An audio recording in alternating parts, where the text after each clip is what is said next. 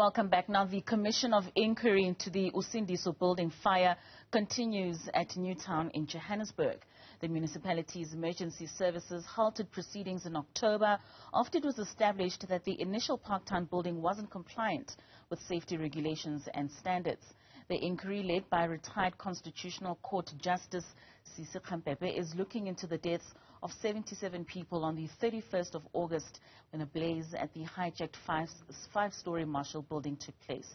Now, civil society organizations are calling for justice for the victims.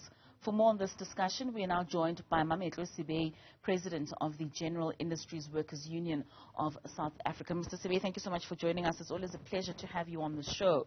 Now, the commission into the Marshalltown fire resumed this week. GIWUSA was one of the organizations that called for Advocate Thulani Makhubele to be removed as one of the commissioners. Why is that so?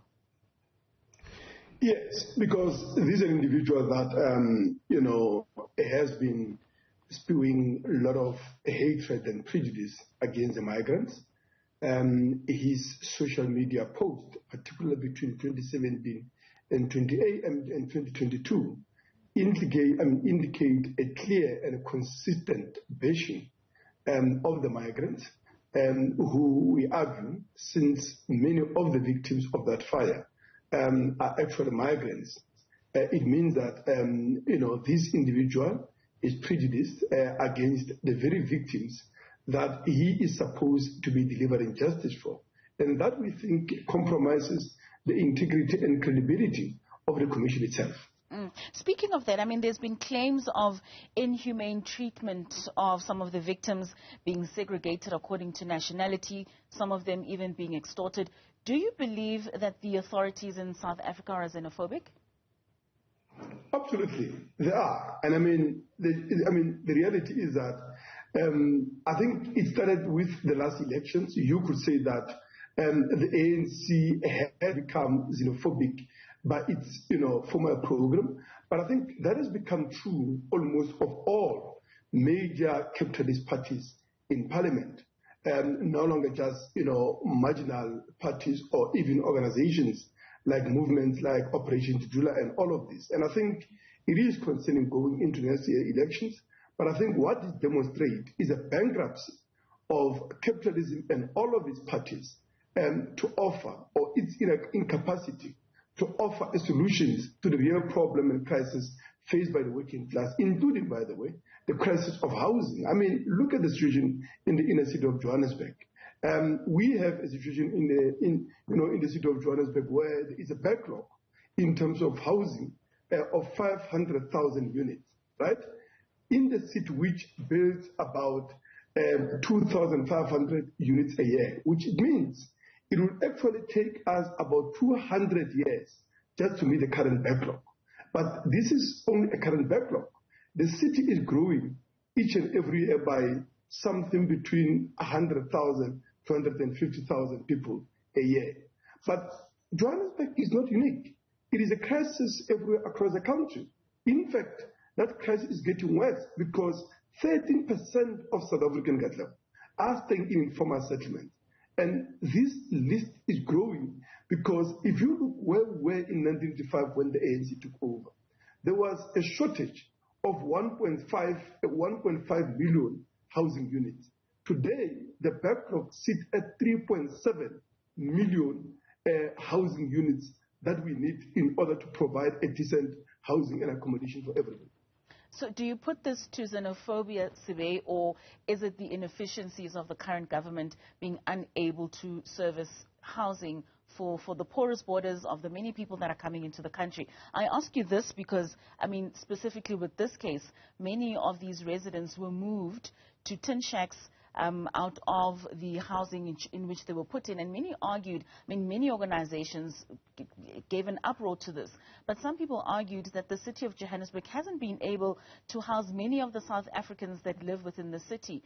Is this not an unrealistic expectation of the city to be able to house these victims?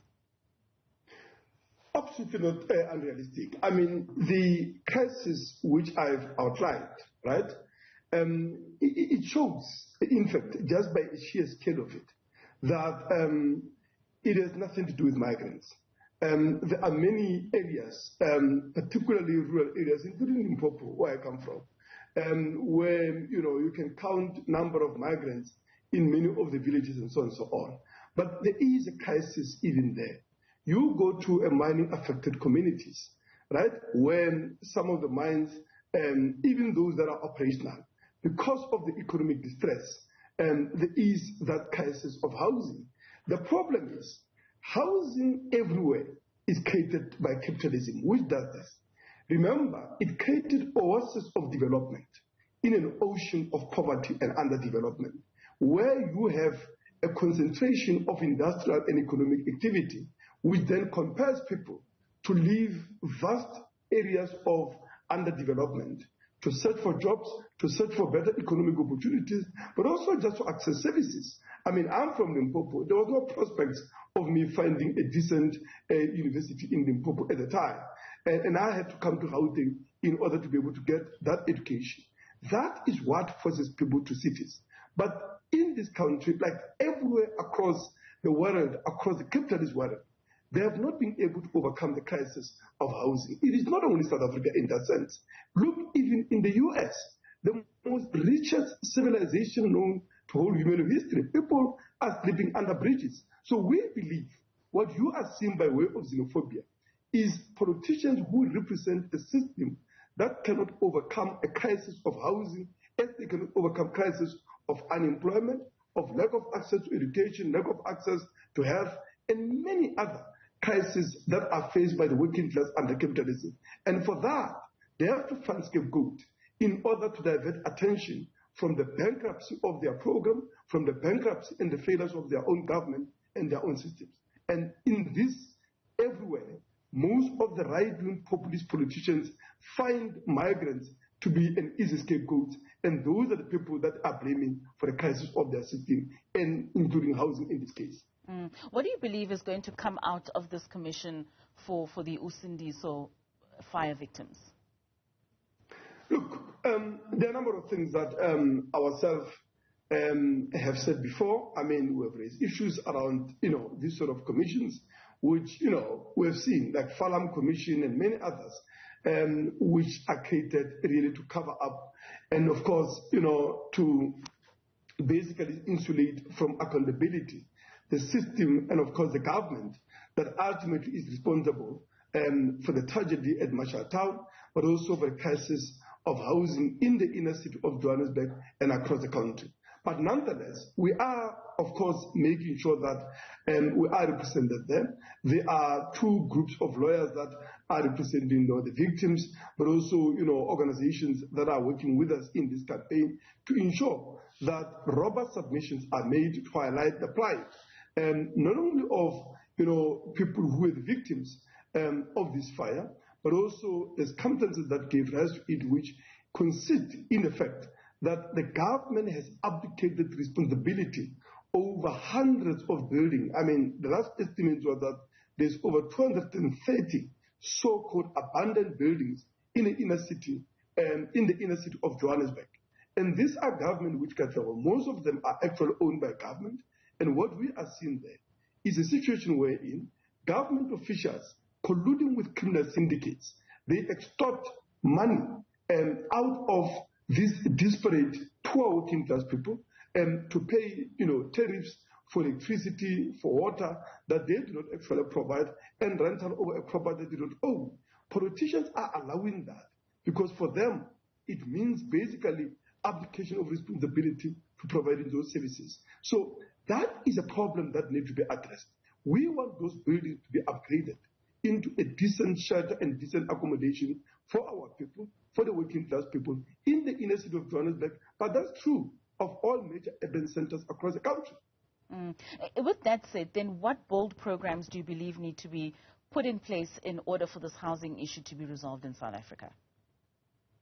We have said that what is needed is a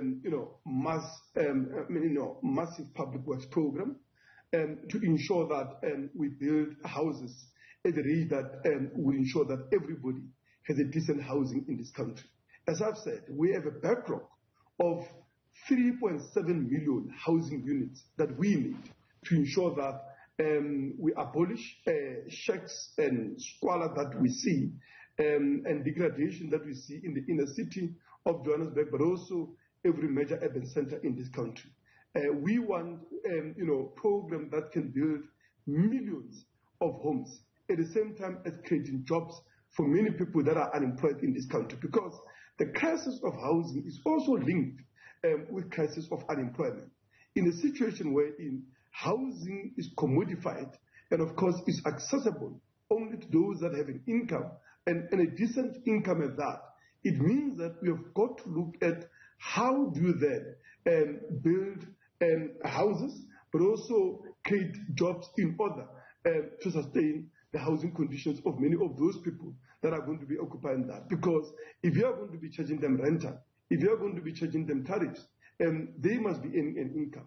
And I think that's a problem that we need. But I think this is a problem overall of the capitalist system. And that's the reason that for us, we believe that ultimately what we need is a workers' movement that is organized politically, that will make sure that we seize the commanding heights of the economy on the basis of the public ownership, on the basis of democratic control and management of the working class, so that enormous wealth that is there in the economy, but also in industrial capacity, as well as millions of wasted labor of young people that are unemployed in this country, is mobilized to build homes for everybody, as much as we need to be building schools, clinics, roads, and every public infrastructure that we desperately need to ensure better life for all. All right, that was General Industries Workers Union of South Africa President Mametlo Sibe. Thank you so much for joining us this evening.